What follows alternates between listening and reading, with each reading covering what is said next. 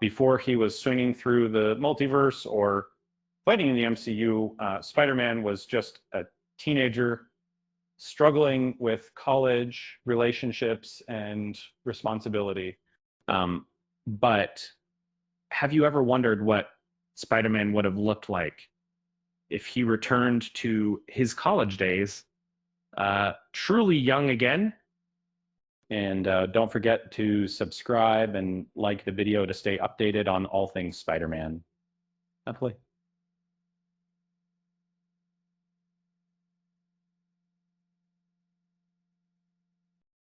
Now, let's dive into this fascinating alternate take on Peter Parker in Amazing Spider-Man Torn. In Torn, we find Peter Parker in the midst of his early college life at Empire State University, not yet the world famous superhero we know today.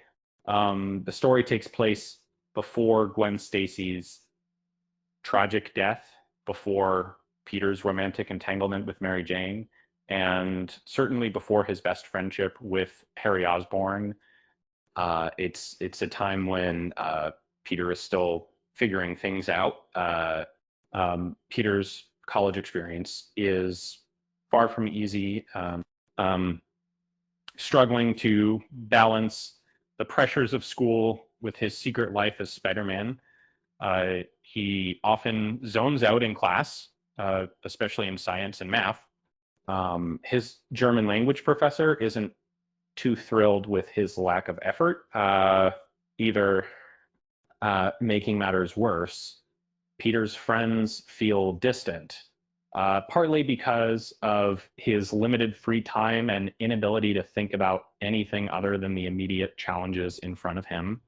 As the days pass, his lack of connection with Gwen, MJ, and Harry becomes more pronounced.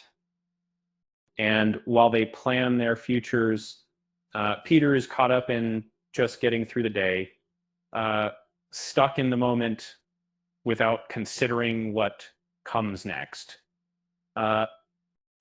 This sets the stage for personal and emotional tension that Spider-Man fans have come to expect. When writer J. Michael Straczynski initially pitched the idea for One More Day, he had envisioned a radical reimagining of Peter's early life, one that would have sent him both back to his college days and possibly knows whatever in many ways in both they probably provided by scary. But this bold plan was ultimately rejected, leading to the soft reset that erased his marriage to MJ and left many lingering questions.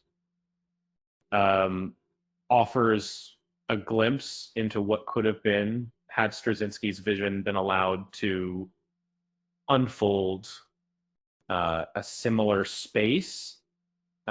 In Torn explores youth in a way that's more layered than just the typical who's dating who melodrama.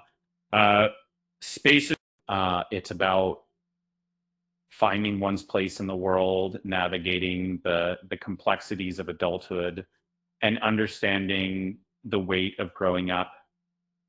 Of course, there's still the classic Spider-Man action, and let's not forget the ever-present romantic tension that makes Spider-Man's youth so captivating. The villain introduced in Torn may not be Spider-Man's most notorious foe, but they are forever changed by their encounter with him. That's the hallmark of a true Spider-Man story. It's not just about the action, but how the world around Peter and Peter himself are shaped by his role as a hero. The artwork by Perez brings this lost chapter of Spider-Man to life. His style calls back to the golden days of the character, particularly John Romita Sr.'s iconic artwork. The action sequences are vibrant and dynamic, while Guru EFX's colors add just the right touch to create a nostalgic feel. Is more than just a comic. It's a nostalgic trip to a time when Peter Parker was still a young man trying to figure out life, love, lab, and responsibility. People who were trying.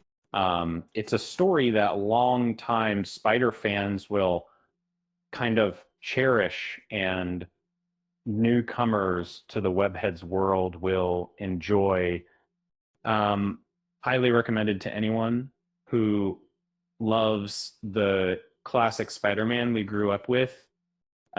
Grade 8 out of 10s is available now in comic shops everywhere. And with that said, thanks for watching, and until next time.